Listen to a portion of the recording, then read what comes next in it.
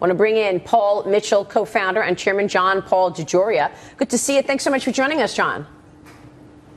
Oh, you're welcome, Maria. So nice to be here, especially talking about Greece. Yeah, well, thank you. I mean, as a small business owner and someone who has been so successful creating and building your business, what kind of an impact do you see from the happenings we've been talking about this morning? First off, on Greece. Well, I see on Greece, if people look at it a little bit differently, we're going to see a positive outcome.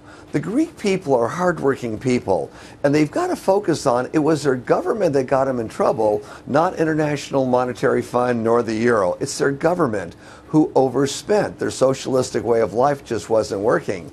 When you have 40% of the people that rely on working for the government, the other 60% pay for it, it just doesn't work. But there's a good answer to that no one's even looking at.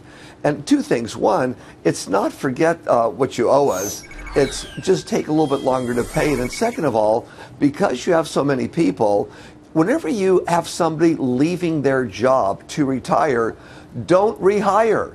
When they retire, don't rehire. Yeah. In other words, if they start out by having 3 people doing the job of 4, little by little they start working out the dependence on government and becoming more self-reliant. Now, when the people look at it this way and they're happier, tourism will come back.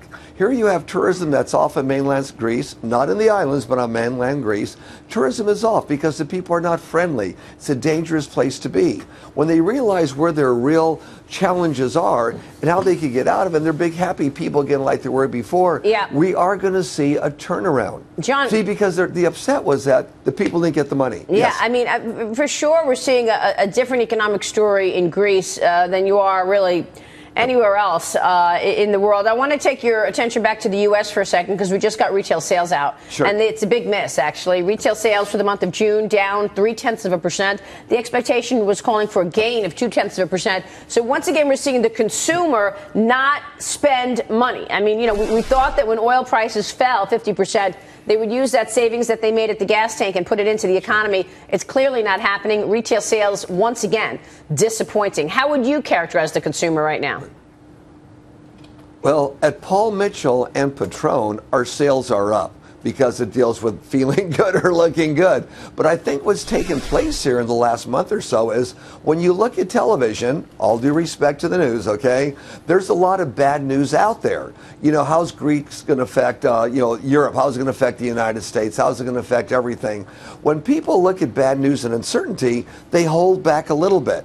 As things calm down, they go right back out and spend. It's not that they don't have the money, they're holding it back a little bit. When the news is a little better, people start spending again. You did not just blame the media for people not spending, because that's what it sounds like you're doing. It's like we're the bearers of bad news, and so we're the reason that retail sales are falling.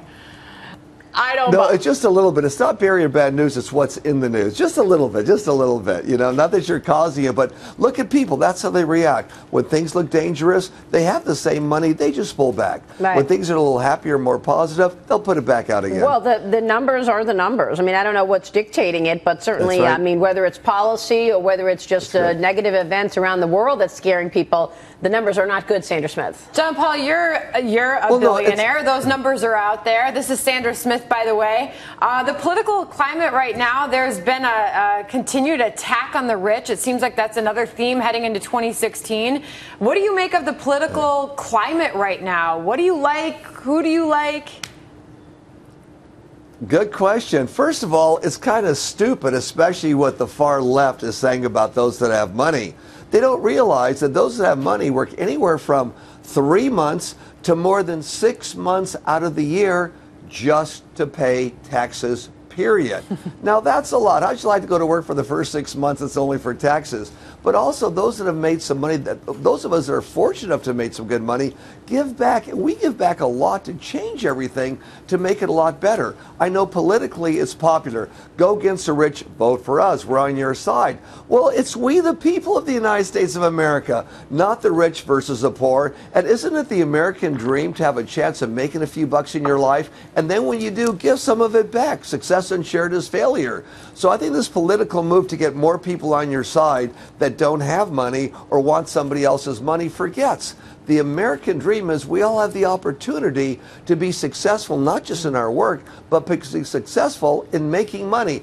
And then those of us, and there's a lot of us that give back, should be praised. Hey, look how much they're giving back. Look how they're changing the United States of America and the world when our government isn't doing as good. Here's Geraldo Rivera, John. Here's Geraldo. Jean-Paul, how you doing, buddy? Every time we run into each other, like at Cheech's houses in Malibu, you're always busting my chops about giving back, and you say you hope that I instruct my children to be charitable and tithe and to really respect. What do you credit our relative stinginess? Is it that we don't have the money to give, or is it the divisiveness in government that we know one ideology goes one way or the other? What is it that makes us perhaps less charitable than you would like?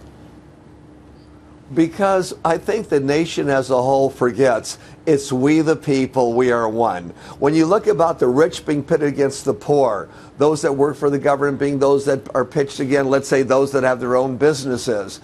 It's we the people, and that's what people should focus on. When you realize it's we the people, we help one another out. When we have enough to take care of our family and our family's family, why not take care of all the rest of our brothers and sisters? It makes you feel good, but the focus has got to be it's we the people, not one segment after another. Yeah, it's we the people. We should point out that the Americans are the most philanthropic people on the planet. Yes. Relative to the rest of the world. John, People forget that. Good to have you on the show today, John. Thanks so much. JP DeJoria joining us there. Always a pleasure. Up next, in